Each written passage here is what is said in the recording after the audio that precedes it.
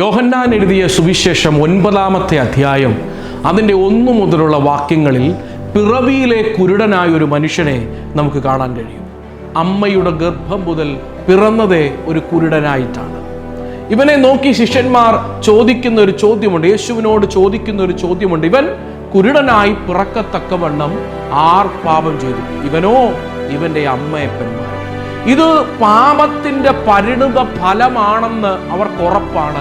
ഇനി ആര് പാപം ചെയ്തിട്ടാണ് ഇവനിത് സംഭവിച്ചത് എന്ന് മാത്രം അറിഞ്ഞാൽ യേശു അതിന് കൊടുക്കുന്ന മറുപടി, ഇവൻ പാപം ചെയ്തിട്ടല്ല, ഇവന്റെ അപ്പനോ അമ്മയോ പാപം ചെയ്തിട്ടല്ല, പകരം ദൈവത്തിന്റെ പ്രവൃത്തി ഇവങ്കൽ വെളിപ്പെടാൻ വേണ്ടിയിട്ടത്രേ.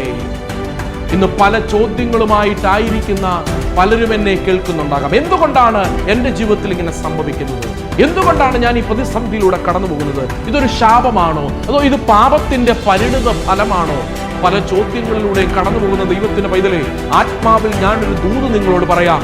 ഈ പ്രതിസന്ധികളുടെ കാരണം ഇത് ശാപമായിട്ടല്ല, ഇത് പാപമായിട്ടല്ല, ഇത് പാപത്തിന്റെ പരിണിത ഫലമല്ല, പകരം ദൈവത്തിന്റെ പ്രവൃത്തി നിന്റെ ലൈഫിൽ വെളിപ്പെട്ടു വരാൻ പോവുകയാണ്.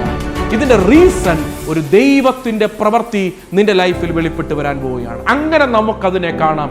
എൻ്റെ ലൈഫിനകത്ത് ഒരു ദൈവപ്രവൃത്തി ഞാൻ കാണാൻ പോകുന്നു. ഈ പ്രതിസന്ധി, ഈ രോഗം ഇതെന്നെ തകർക്കാനല്ല, ഇതെന്നെ ഭൂമിയിൽ നിന്ന് മാറ്റാനല്ല.